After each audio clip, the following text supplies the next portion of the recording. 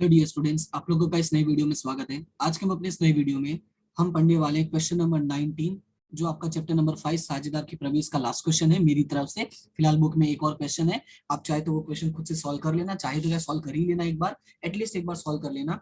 और आप लोगों के लिए आज का होमवर्क भी मैं आपको लिख के दे रहा हूँ। कौन सा है? Example number 30। ठीक है, आप लोगों का होमवर्क क्या रहेगा? Example number 30।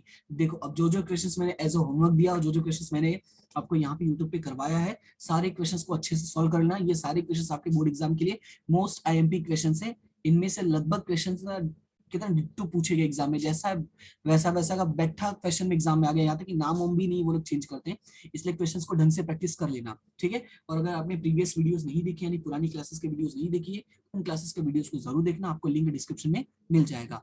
और अपना सपोर्ट बनाए रखने के लिए लाइक शेयर सब्सक्राइब ये सारी चीजें करते रहना। देखिए, दोनों तरफ से होगा तो ज्यादा थोड़ा मजा आएगा, मुझे भी थोड़ा बैक सपोर्ट मिलता रहेगा और मैं भी सारी चीजें अच्छे से करता रहूंगा। ठीक है, अच्छे से करूंगा ही, वैसे नहीं करोगे तो भी, लेकिन फिर भी कैसा एक मोटिवेशन जो होता है वो यही होता है। जैसे आपको एग्जाम आप पढ़ के जाओ, एग्जाम अच्छा ना जाता, आपको डिमोटिवेशन हो जाता है। मैं भी इतनी मेहनत करके वीडियो बनाओ, रिकॉर्डिंग करो, रात रात में कई बार रिकॉर्डिंग करना पड़ जाता है, और वहां से सपोर्ट ना मिले तो थोड़ा सा डिमोटिवेशन टाइप का फील होता है, बट स्टिल काम तो करना पड़ता है। ठीक है, तो चलो स्टार्ट करते हैं क्वेश्चन, समझते हैं क्वेश्चन में क्या लिखा हुआ है। क्वेश्चन में लिखा हुआ है टप्पू और सोनू, ध्यान से सुनिएगा क्वेश्चन को। टप्पू और सोनू एक दो के प्रमाण में लाभानी बांटने वाले एक पीढ़ी के साझेदार है। फिलहाल ये जो एक दो का प्रमाण दिया हुआ है, ये आपका कौन सा प्रमाण दिया हुआ है? पुराना प्रमाण। तो ये आपको याद रखना है, ये कौन सा प्रमाण दिया हुआ है? पुराना प्रमाण। फिर आगे बोला है 31/3/16 के दिन उनकी पीढ़ी की पक्की तलपट निम्नानुसार थी। पक्की तलपट की जानकारी दी गई। ये रहा आपका पूंजीदायित्व पक्ष है और ये रहा आपका संपत्ति लेना पक्ष है। आपको मैंने समझा था कि पूंजीदायित्व तो संपत्ति लेना में आपकी दो बातें याद रखनी है। अब वो दो बातें कौन सी हैं, तो यहाँ पे मैं उसको लिख के समझा देता हूँ। तो दो बातें ये हैं कि जो पूंजीदायित्व में होता है, जो भी चीजें होती है, इन सभी का क्या होता है? शेष हमेशा जमा होता है, इसलिए मैं इनको क्या बोलता है? ये इनका शेष जमा शेष होता है। और जो भी चीजें संपत्ति में होती है उनका क्या होता है? उधार शेष होता है। तो ये आपको याद रखना है। दो चीजें हमेशा याद रखनी, क्या? एक तो जमा शेष वाला पॉइंट और दूसरा उधार शेष वाला पॉइंट। ठीक है, अभी आगे क्वेश्चन पढ़ते हैं और समझते हैं क्वेश्चन में क्या दिया हुआ है। क्वेश्चन में लिखा हुआ है कि उपयुक्त तारीख को उन्होंने गोली को नए साझेदार के रूप में प्रवेश दिया। नया साझेदार कौन है? गोली। तो ये याद रखना है कि नया साझेदार कौन है? गोली। और पुराने कौन है? टप्पू और सोनू। फिर आगे क्वेश्चन में लिखा गया कि प्रवेश की शर्तें निम्नानुसार है। इसमें आपका पहला समायोजन है कि ख्याति का मूल्यांकन 54,000 किया गया। क्या बोला गया है? ख्याति का मूल्यांकन कितना किया गया? 54,000 किया गया है। अभी थोड़ा सा बात को ध्यान से समझना कि जो ख्याति का मूल्यांकन 54,000 किया गया है, इस ख्याति में से जो नया साझेदार है वो अपना हिस्सा लाएगा। लेकिन पहले समायोजन को अगर हम ध्यान से देखते हैं तो पहले समायोजन में हमें ऐसी कोई जानकारी नहीं मिलती है। ठीक है, तो इसका मतलब ये हुआ कि हम इसको यहाँ पे अभी सॉल्व नहीं कर सकते हैं। इसको हम कब सॉल्व करेंगे? जब हमें नए अनुपात के बारे में कोई जानकारी मिलेगा, उसी के बेस पर हम इसको सॉल्व करेंगे। इसको अभी हम क्या कहते हैं? इसको पेंडिंग में रहने देते हैं। तो यहाँ पे मैं यहाँ पे से गोला बना देता हूँ ताकि आपको पता रहे कि ये क्वेश्चन अभी बाकी है।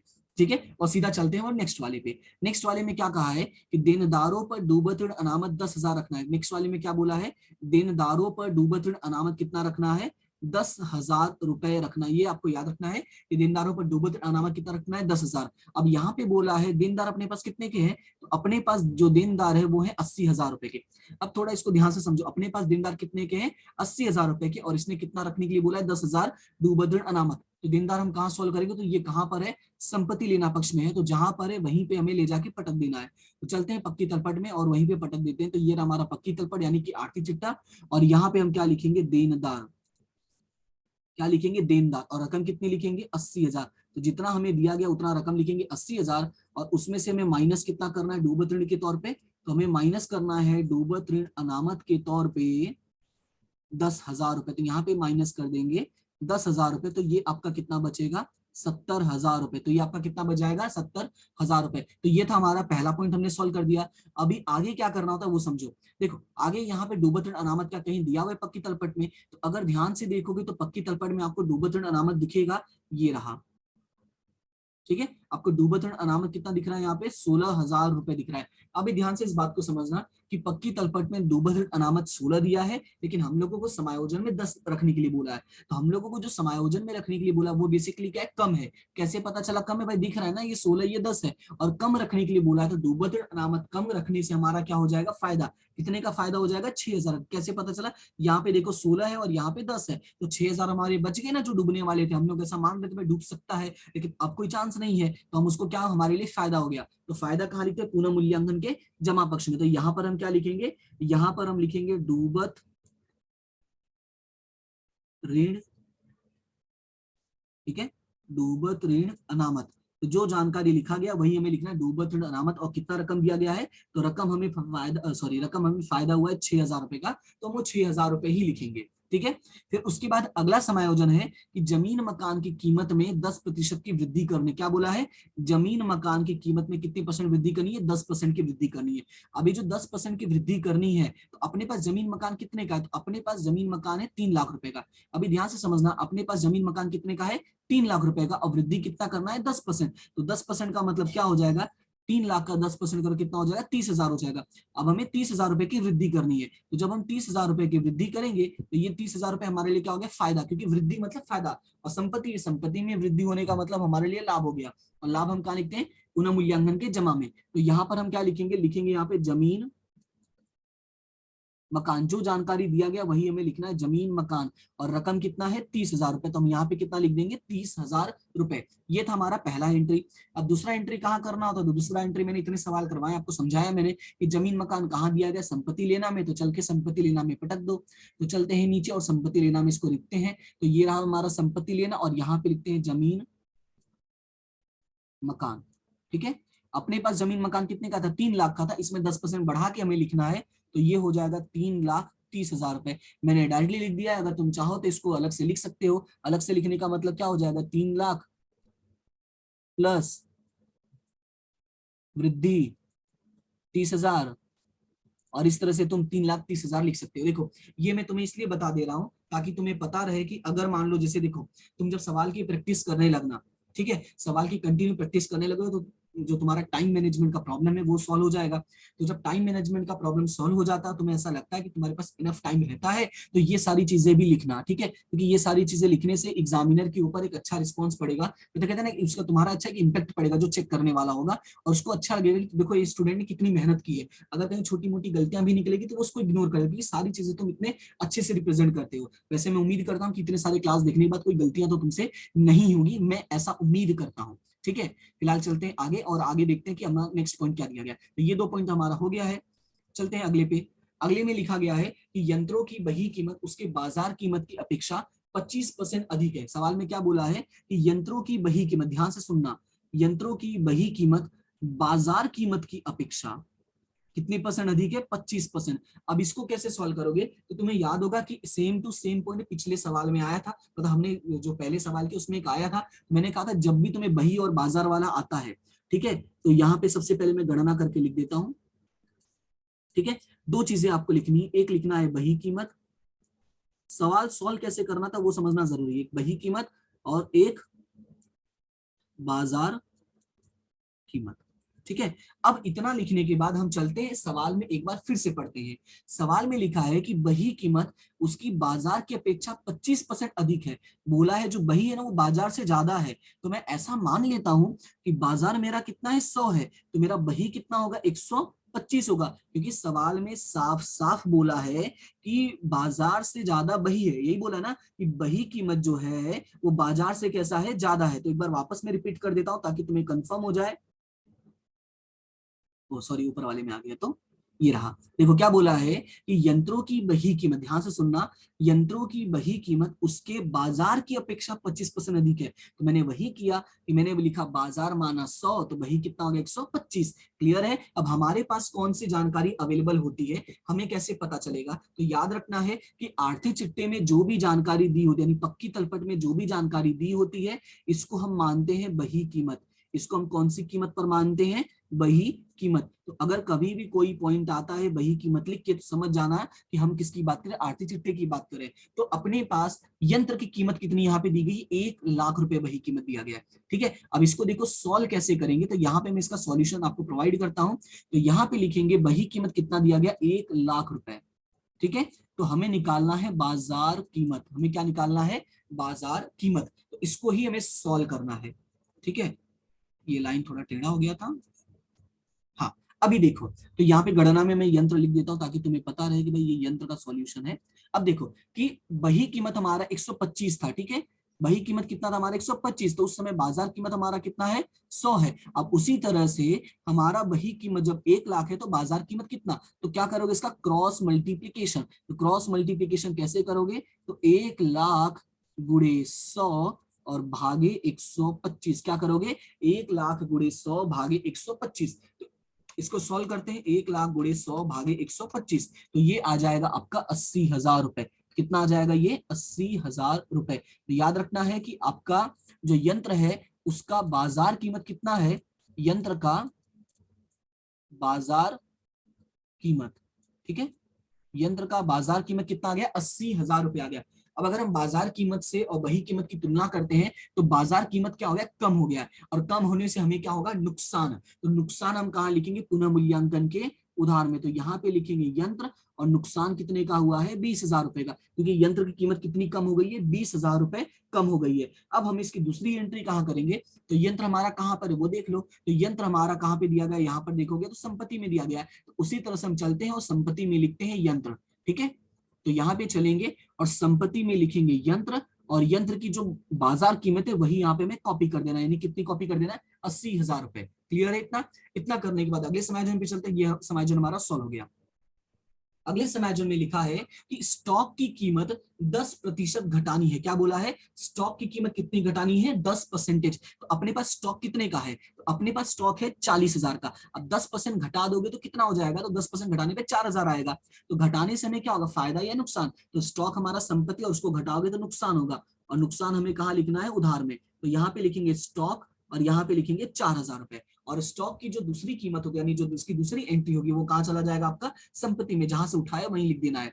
तो चलते हैं और संपत्ति में लिखते हैं, तो यंत्र के नीचे ही यहाँ पे लिख दो स्टॉक, ठीक है, यंत्र के नीचे स्टॉक, और रकम कितना है हमारे यहाँ पे 36,000 रुपए, तो यहाँ पे लिख देना है 36,000 रुपए। क्लियर है इतना। तो ये रहा हमारा ये नेक्स्ट समायोजन भी सॉल्व। अब चलते हैं उसके बाद वाले पे। तो बाद वाले में क्या बोला है, बाद वाले में बोला है कि जो गोली था, जो नया साझेदार गोली आया था, वो नई पीढ़ी की, ध्यान से सुनना क्या बोला है, पेन थोड़ा मैं चेंज करता हूं यहाँ पे, बोला है कि नई पीढ़ी की, ध्यान से सुनना, नई पीढ़ी की शुद्ध संपत्ति का कितना ला रहा है, ये 50% जितना किसके ला रहा है, ये पूंजी के तौर पर लाएगा। कितना लाएगा, 50%। किस चीज का, पीढ़ी की शुद्ध संपत्ति का। याद रखना है किसका, पीढ़ी की शुद्ध संपत्ति का। अब शुद्ध संपत्ति का मतलब क्या होता है, इसको कैसे सॉल्व करना होता है, तो ये हम सबसे लास्ट में सॉल्व करेंगे। जैसा कि मैंने इसके पिछले वीडियोस में बताया था, यानी जो हमारे पॉइंट आए थे, ठीक है, हम इसके पहले हमने जो 2 क्वेश्चन किया था 17 और 18, मैंने वहां पे आपको समझाया था कि जब भी पूंजी वाले पॉइंट आते हैं, कौन से पॉइंट, पूंजी वाले जब भी पॉइंट आते हैं, तो याद रखना है कि पूंजी वाले पॉइंट हमेशा सबसे लास्ट में सॉल्व करना होता है। ये दिमाग में रखना है कि पूंजी वाला सबसे लास्ट में सॉल्व करना होता है। तो यहाँ पे मैं लिख देता हूँ लास्ट, ताकि तुम्हें याद रहे कि हमें ये कब सॉल्व करना है, सबसे लास्ट में सॉल्व करना, और बाकी चीजों को मैं मिटा देता हूँ। ओके, तो चलते हैं आगे बढ़ते हैं और देखते हैं क्या लिखा गया है। सवाल में आगे लिखा है कि गोली अपने भाग की ख्याति की रकम रोकड़ में लाएगा। चलो अच्छी बात है, हमें जानकारी इन लोगों ने दे दिया कि वो ख्याति की रकम कैसे लेकर आ रहा है, रोकड़ में लेकर आ रहा है, पर कितनी ला रहा है ये अभी तक हमें पता नहीं चला है। क्यों नहीं पता चला, क्योंकि हमें तब अभी तक गोली का हिस्सा नहीं मिला है, और गोली का हिस्सा ना मिलने के कारण हमें ये नहीं पता चला वो कितना लेकर आएगा। ठीक है, तो इसको भी हम अभी सॉल्व नहीं कर सकते, तो ये समायोजन भी हम इग्नोर कर देते हैं और आगे बढ़ जाते हैं। ठीक है, इसको इग्नोर करके आगे बढ़ते हैं, और अगला समायोजन है कि टप्पू अपने लाभ का। अच्छा, अब यहाँ पे ध्यान से देखोगे तो मैंने थोड़ा सा यहाँ पे कट करके लिखा है अपने हिसाब से, तो यहाँ पर क्या है वो मैं आपको थोड़ा बता देता हूँ कि जो आपकी किताब है ना, वहां पे ऐसे लिखा हुआ है कि अपने लाभ का, यहाँ पे क्या लिखा हुआ है, अपने लाभ का। तो आपको याद रखना है कि आपकी किताब में थोड़ा सा प्रिंटिंग मिस्टेक है, यहाँ पे अपने लाभ का नहीं होगा, यहाँ पे होगा अपने लाभ में से। ठीक है, इसको थोड़ा सुधार लेना, ये होगा अपने लाभ में से, और यहाँ पर है अपने लाभ का। तो यहाँ पर लाभ का है और यहाँ पे लाभ में से है। अगर आप इंग्लिश वाली बुक देखेंगे तो आपको क्लियर समझ में आ जाएगा, या तो आप गुजराती मीडियम की बुक देखेंगे तो समझ में आ जाएगा। हिंदी मीडियम वाले में थोड़ा सा प्रिंटिंग मिस्टेक है, क्योंकि वो ट्रांसलेटेड होता है ना, तो ट्रांसलेशन में कभी कभार थोड़ी गलती हो जाती है। ठीक है, तो ये आपको सुधार लेना है। अभी सुधारने से होगा क्या, सुधारने से पूरा क्वेश्चन बदल जाता है और सारी चीजें एकदम स्मूथ हो जाएंगी। कैसे, देखो सवाल में लिखा है कि टप्पू अपने लाभ का, ठीक है, और यहाँ पे लिखा अपने भाग में से, सॉरी अपने लाभ में से, सोनू अपने लाभ में से। तुम्हें याद होगा जब मैं तुम्हें त्याग का अनुपात और लाभानी का निकालना सिखा रहा था, तो वहां पे मैंने कुछ नोट्स लिखवाए थे। ठीक है, तो नोट्स में मैंने क्या लिखवाया था, मैंने कहा था जब अपने भाग का लिखा हो, ठीक है, क्या अपने भाग का। सवाल में जब भी अपने भाग का लिखा होगा तो याद रखना है गुणा करना है। क्या करना है? गुणा करना है। और जब अपने भाग में से लिखा होगा, ठीक है, क्या लिखा होगा? अपने भाग में से। तो अपने भाग में से का मतलब होता है त्याग दिया हुआ है। ध्यान से सुनना, त्याग दिया हुआ है। और इसमें हमें क्या करना? गुणा करके निकालना पड़ेगा। गुणा, एक मिनट, हाँ, गुणा करके निकालना पड़ेगा।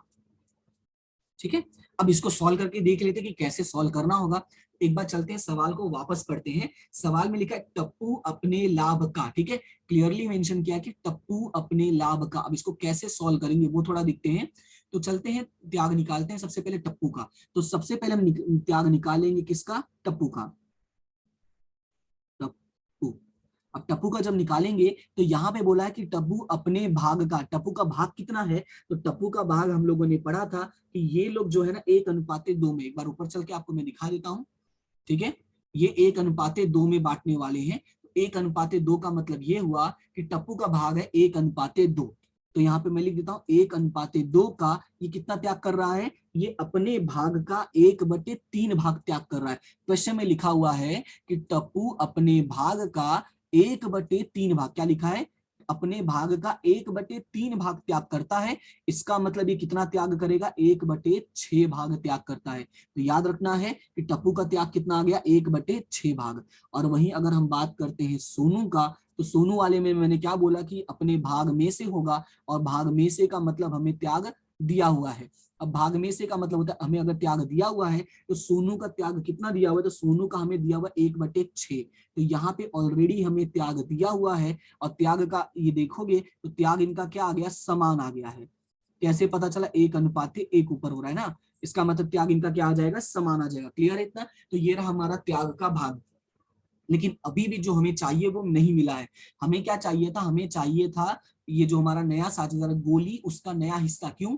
देखो, यहाँ पे जो हमें ख्याति वाली गणना करनी थी, ख्याति वाली गणना अभी भी बाकी है। और ख्याति वाली गणना कैसे सोल्व होगी? जब तक हमें इसका नया अनुपात नहीं मिल जाता। किसका नया अनुपात? गोली का। तो गोली का नया अनुपात कैसे मिलेगा? तो गोली का अगर हमें नया अनुपात निकालना है तो चलो मैं समझाता हूँ कैसे निकालेंगे। देखो,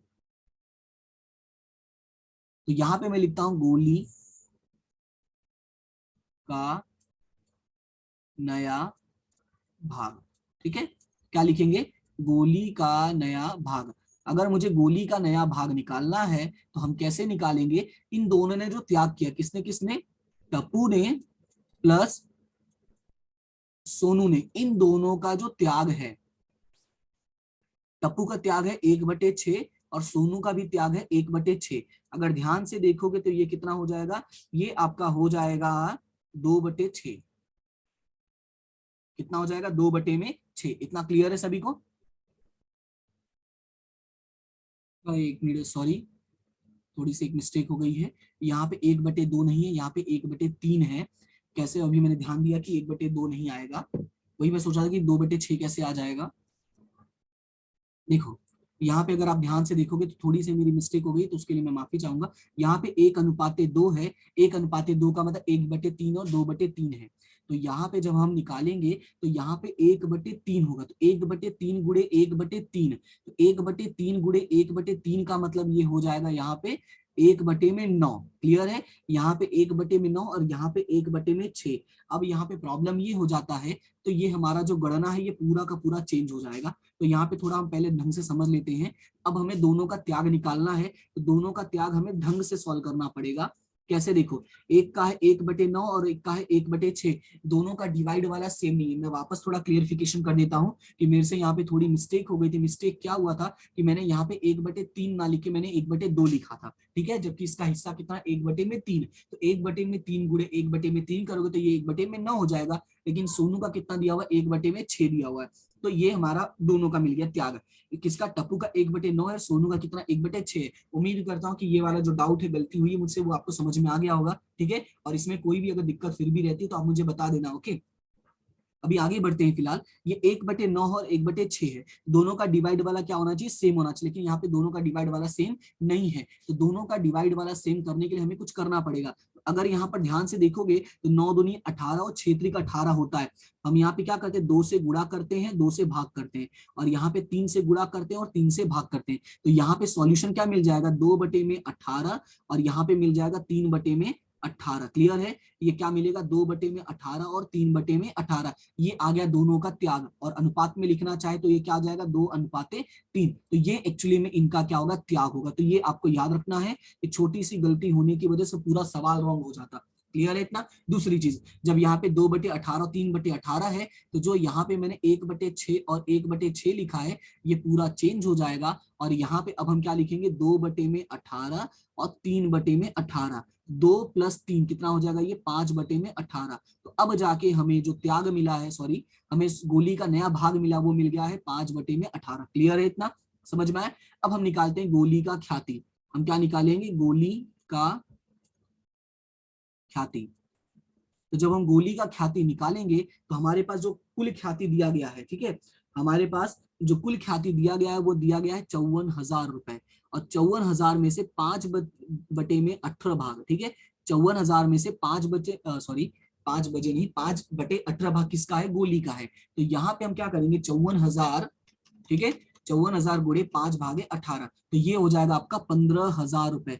यानी कि गोली की ख्याति कितनी आ गई है, 15,000 रुपए। और ये जो गोली ख्याति लेकर आता है, ये रोकड़ में लेकर आता है, ठीक है। अब उसको कैसे सॉल्व करना है वो समझाता हूं। ये हमारा गणना का पार्ट हो गया। यहाँ पे जो मेरे से गलती में फिर से बोल देता हूँ, उसको थोड़ा ध्यान रखना, और यहाँ पे कोई सावधानी नहीं रखोगे तो भाई गलती हो जाएगा। मुझे कैसे पता चला, क्योंकि ये सवाल मैंने करवाया है, इसलिए मुझे तुरंत ही दिमाग में क्लिक हुआ कि 2/6 पॉसिबल नहीं है, इसलिए मैंने वापस सवाल पढ़ा, और जैसे सवाल मैंने देखा मुझे पता चल गया, लेकिन तुम नहीं ऐसा कर पाओगे, तो तुम्हें थोड़ा सा ध्यान रखना पड़ेगा। ओके, अब यहाँ पे आगे बढ़ते हैं और सारी चीजें समझते हैं। कि सबसे पहले ख्याति वाला जो रुजनामचा वो मैं आपको बता देता हूँ। तो ख्याति का जो रुजनामचा बनता है वो क्या बनता है, लाने का रुजनामचा क्या बनता है, रोकड़ खाते उधार। लाने का रुजनामचा क्या बनता है, रोकड़ खाते उधार, और यहाँ पे जमा क्या होता है, ख्याति प्रीमियम खाते जमा, ठीक है।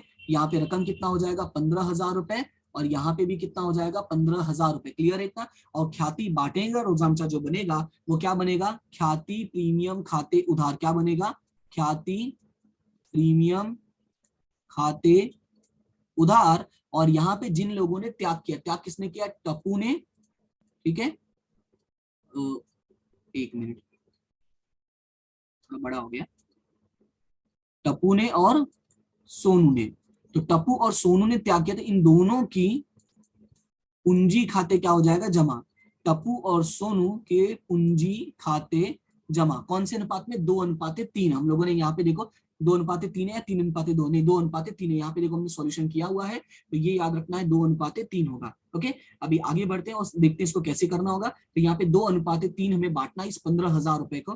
तो 15,000 रुपए को हम 2:3 में बांटेंगे। तो 15,000 गुणे 2/5 क्या करेंगे, 15,000 गुणे 2/5, तो ये हो जाएगा आपका 6,000 रुपए, और ये हो जाएगा 9,000 रुपए। क्लियर है इतना, समझ में आया। तो ये था हमारा ख्याति का पूरा गणना। थोड़ा टाइम ज्यादा लगा क्योंकि मैंने उस तरह से गलती की, और वो मेरी गलती की वजह से टाइम ज्यादा लगा। आप इसको स्किप करके भगा देना, ठीक है। हालांकि जब शुरू करोगे तो आपको पता तो चलेगा ना कि मैंने गलती क्या की है, तो उसके लिए मैं माफी चाहूंगा जो टाइम वेस्ट हुआ, बट फिर भी ठीक है, सॉरी। आगे बढ़ते हैं। अच्छा, अब यहाँ पे देखो एंट्री कैसे करनी है, तो इसका एंट्री भी करके दिखा दे। तो रोकड़ उधार हो रहा है, तो रोकड़ उधार हो रहा है, तो रोकड़ के उधार में, जैसा मैंने कहा था एंट्री तो आपको याद हो ही गया होगा। हमें एंट्री क्या करना है, रोकड़ के उधार में यहाँ पे नाम लिखना होता है ख्याति प्रीमियम खाते।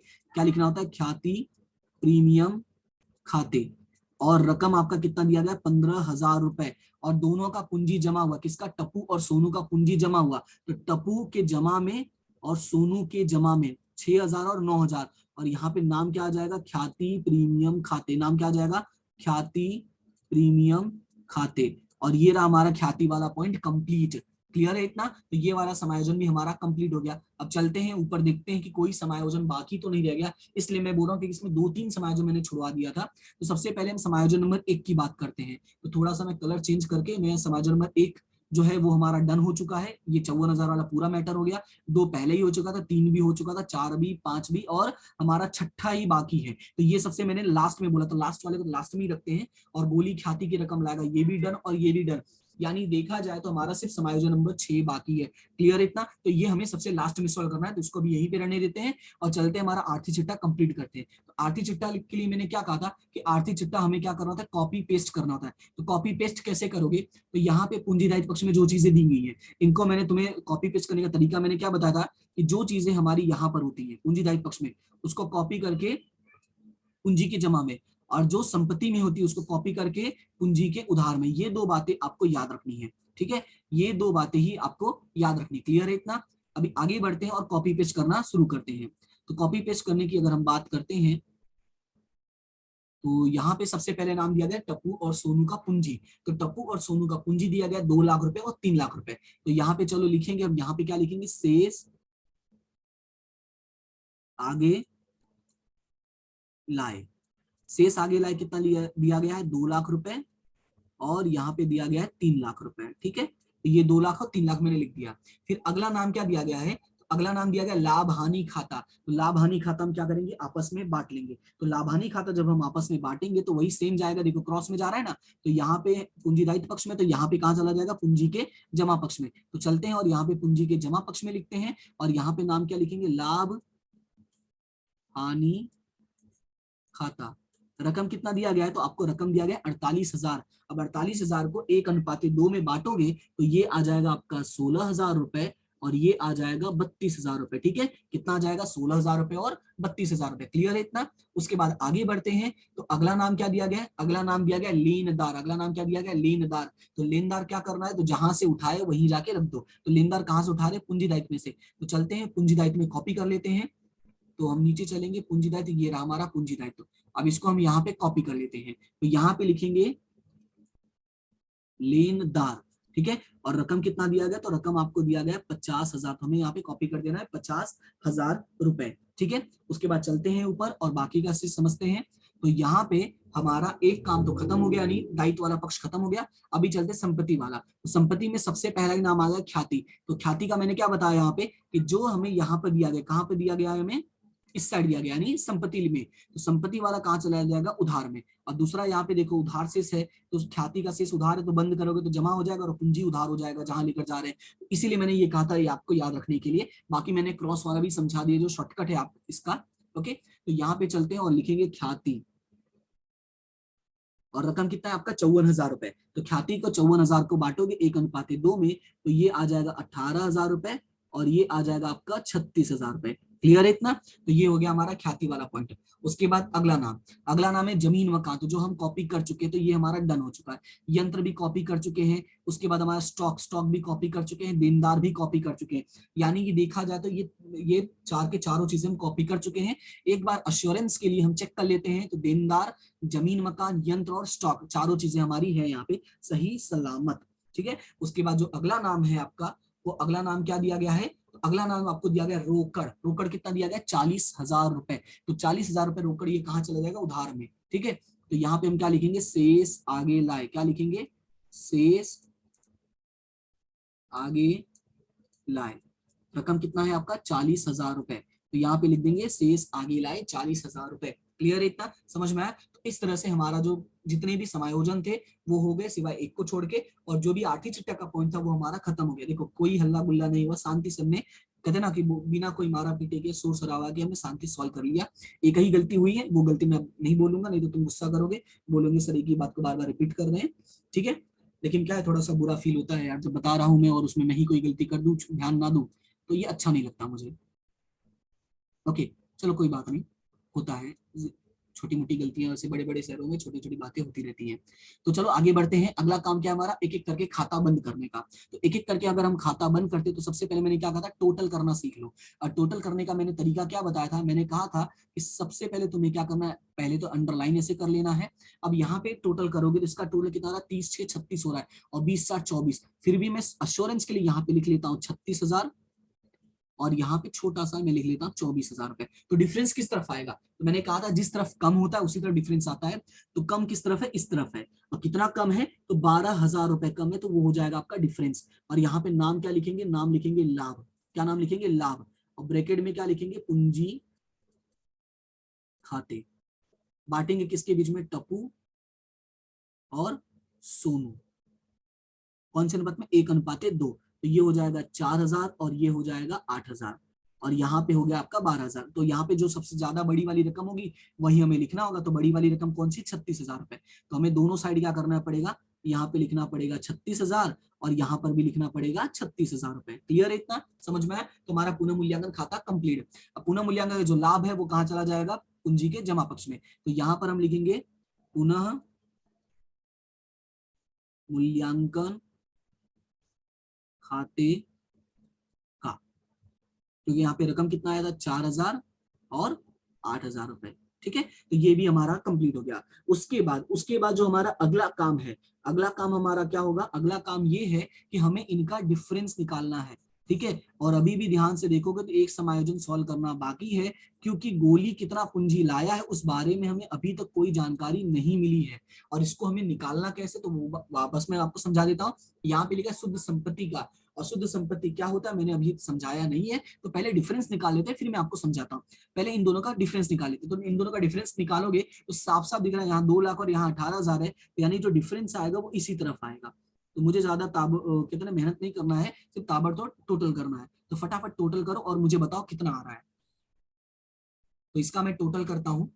तो टोटल अगर मैं करता हूँ यहाँ पे, तो देखोगे 2 लाख प्लस 16,000 प्लस 6,000 प्लस 4,000, इसमें से हमें 18,000 माइनस कर देना है। तो ये आ जाएगा आपका 2,08,000। कितना आ रहा है डिफरेंस, 2,08,000 रुपए। और उसी तरह से सोनू का करोगे तो 3 lakh plus 32,000 plus 9,000 plus 8,000 minus 36,000, तो ये आ जाएगा 3,13,000 रुपए।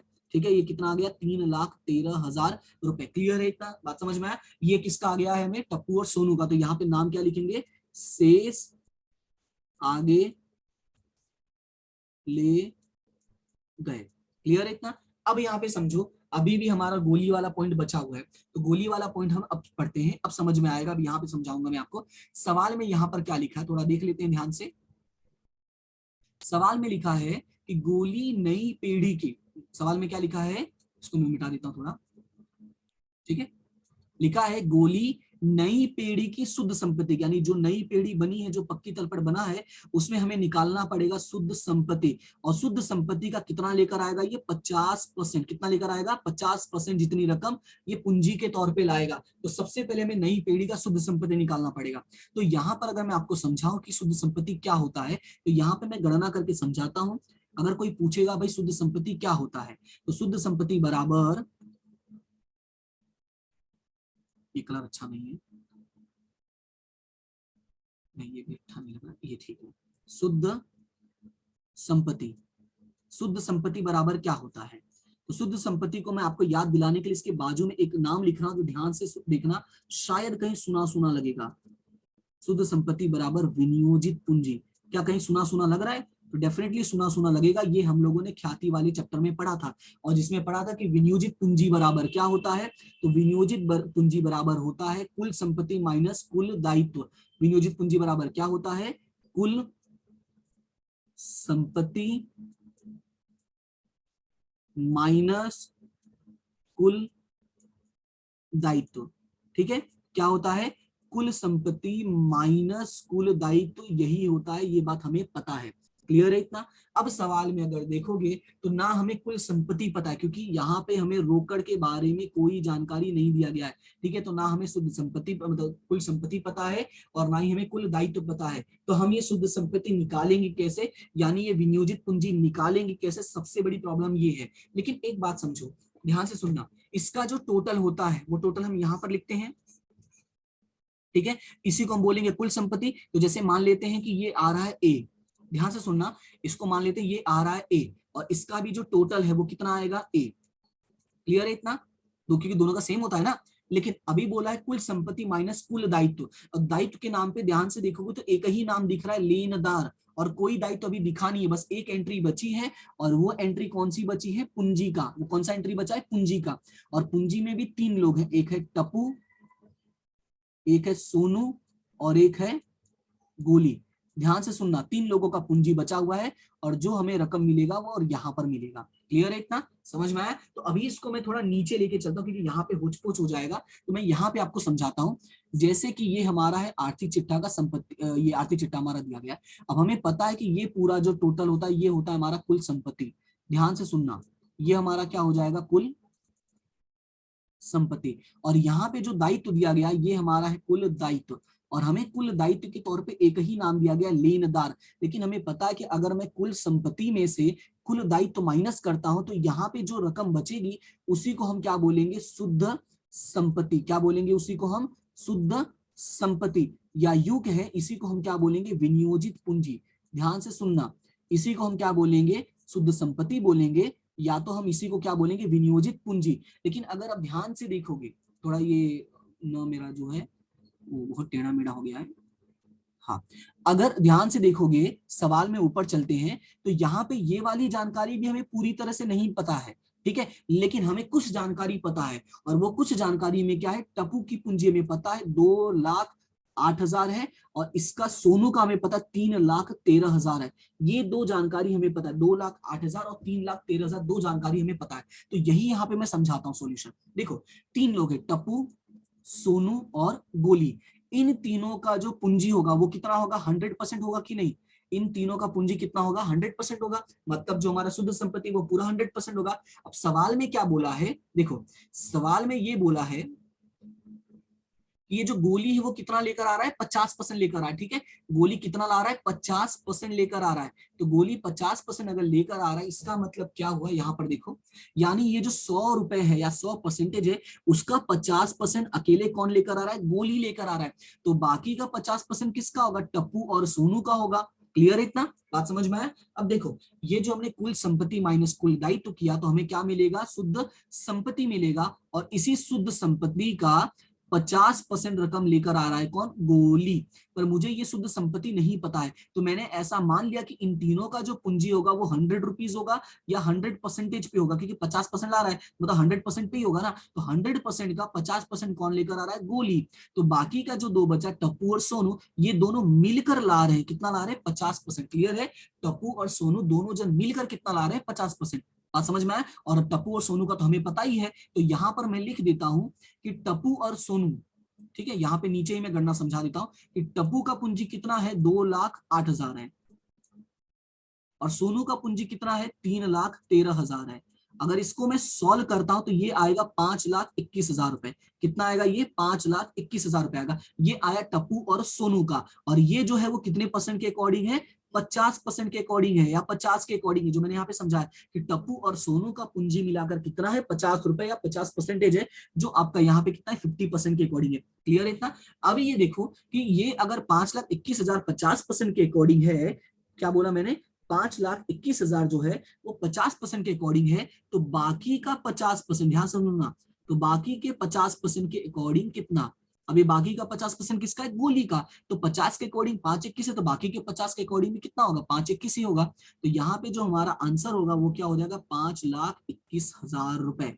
क्लियर है इतना? इसका मतलब ये हुआ कि जो गोली है वो पूंजी के तौर पे कितनी पैसे लेकर आएगा, 5,21,000 रुपए। क्लियर हुआ? तो यहाँ पे याद रखना, यहाँ पे गणना के तौर पे समझा देना, पूंजी का गणना आपने समझाया है, और ये जितनी चीजें मैंने लिखी है सब कुछ नोट बनाकर लिख लेना। समझ में आया? तो गोली पूंजी के तौर पे कितना लेकर आएगा, तो यहाँ पे मैं लिख देता हूँ कि गोली पूंजी के तौर पे कितना लाएगा, 5,21,000 रुपए। और पूंजी लाने का रुजनामचा क्या बनेगा, रोकड़ उधार और गोली की पूंजी जमा। क्या बनेगा, रोकड़ उधार और गोली की पूंजी खाते जमा। कितना जमा होगा, तो यहाँ पे हमें पता है 5,21,000 रुपए, और यहाँ पे भी कितना जमा होगा, 5,21,000 रुपए। क्लियर है इतना? समझ में आया? तो रोकड़ उधार हो जाएगा 5,21 और गोली की पूंजी जमा हो जाएगा 5,21,000। तो रोकड़ के उधार में चलते हैं, तो रोकड़ के उधार में यहाँ पे हम लिखेंगे 5,21,000 रुपए। कितना लिखेंगे, 5,21,000 रुपए। और यहाँ पे नाम लिखेंगे गोली की पूंजी खाते। क्या नाम लिखेंगे, गोली की पूंजी खाते।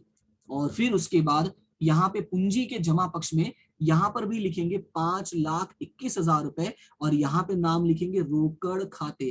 क्या नाम लिखेंगे, रोकड़ खाते। अब इसका भी डिफरेंस निकाल लेते हैं, और अगर इसका डिफरेंस निकालेंगे तो इसका डिफरेंस डायरेक्टली आ जाएगा 5,21,000 रुपए।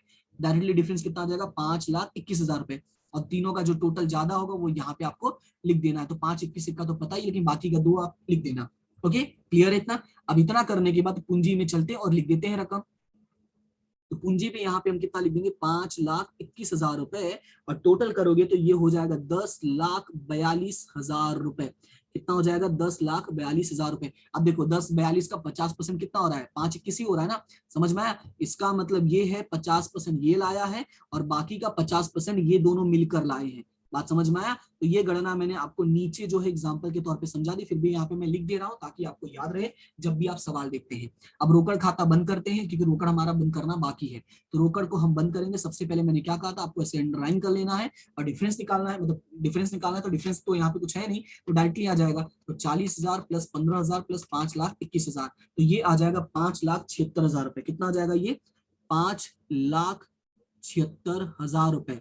और इसका नाम क्या लिखेंगे, नाम लिखेंगे शेष आगे ले गए। क्लियर है, क्या हो जाएगा, शेष आगे ले गए 5,76,000 रुपए, और यहाँ पे टोटल भी आपको लिख देना है 5,76,000, और यहाँ पर भी टोटल लिख देना आपको 5,76,000। और इस तरह से हमारा ये सवाल भी क्या हो गया, कंप्लीट हो गया, मतलब रोकड़ खाता। अभी आर्थिक चिट्ठा बाकी, क्योंकि वहां पे मैंने रोकड़ नहीं लिखा है, तो यहाँ पे हम रोकड़ लिखते हैं 5,76,000 रुपए। क्लियर इतना। अब दोनों का टोटल करके चेक कर लो भाई, दोनों का टोटल क्या आ रहा है। तो ये जो मैंने ए लिखा था इसको मैं मिटा देता हूँ। ठीक है, अब टोटल करते हैं तो 10,42,000 प्लस 50,000, तो ये हो जाएगा 10,92,000। ये कितना हो जाएगा 10,92,000। तो यहाँ पे मैं लिख देता हूँ 10,92,000, और इसका टोटल यहाँ पे करूंगा तो ये हो जाएगा 70,000, 3,30,000, 80,000, 36,000 और 5,76,000। यानी ये भी कितना हो जाएगा 10,92,000 रुपए। कितना हो जाएगा 10,92,000। और इस तरह से हमारा ये सवाल क्या होगा, फुल्ली कंप्लीट हो गया। ठीक है, क्लियर है। और उम्मीद करता हूं कि ये सवाल आपको समझ में आ गया होगा। फिर भी अगर कोई डाउट रहता है एक बार इसको रिवाइज कर लेना, रिपीट कर लेना। प्लस जो मैंने होमवर्क दिया है, यहाँ पे मैंने स्टार्टिंग में होमवर्क दे दिया था, एग्जाम्पल नंबर 30 आपको सॉल्व करना है, तो ये याद रखना है। ठीक है, और यहाँ पे हमारा ये चैप्टर फिनिश हो गया है, और आपको इसका पीडीएफ आपको जल्दी में आपको टेलीग्राम ग्रुप में भेज दूंगा। तो टेलीग्राम ग्रुप में अगर आप नहीं जुड़े तो यहाँ पे टेलीग्राम ग्रुप में जुड़ जाओ। अब सवाल है जुड़ोगे कैसे, तो लिंक आपको डिस्क्रिप्शन में दिया गया, लिंक पर क्लिक करोगे तो डायरेक्टली टेलीग्राम खुल जाएगा, उसमें आप बस ज्वाइन करना है। और अगर टेलीग्राम डाउनलोड नहीं किया तो पहले प्ले स्टोर से टेलीग्राम ऐप डाउनलोड कर लेना। ओके, क्लियर है इतना। तो अभी यहाँ पर समझो, यहाँ पे मैं फिर से आपको एक बार रिवाइज बता देता हूँ भाई। यहाँ पे मेरे से छोटी सी गलती हुई थी, ठीक है, मैं बार बार रिपीट कर रहा हूँ इसलिए ताकि ये आपसे गलतियां ना हो। तो यहाँ पे याद रखना 1/3 होगा, ना कि 1/2, सॉरी होगा नॉट हैगा, 1/3 होगा। क्लियर है इतना। तो ये आपको थोड़ा सा बात याद रखना है, समझ में आया, क्लियर है। तो फिलहाल आज का सवाल यहीं पे कंप्लीट होता है। तो उम्मीद करता हूँ कि सब कुछ समझ में आ गया होगा। फिर मिलते हैं हम अपनी नेक्स्ट क्लास में, तब तक के लिए thank you so much and have a good day. और सारी चीजें अच्छे से नोट बना लेना। यहाँ पे थोड़ा सा ज्यादा इस वाले क्वेश्चन में नोट है, क्योंकि ये सवाल लास्ट था, तो इसे कहते हैं ना लास्ट सवाल है तो कुछ ना कुछ तो है ना, यही वो डायलॉग है ना कि यही रात अंतिम, यही रात भारी, वही यही रात पे यही लास्ट सवाल है, तो कुछ ना कुछ इसमें एक्स्ट्रा होगा। ओके, तो फिलहाल मिलते हैं नेक्स्ट क्लास में, तब तक के लिए thank you so much and have a good day.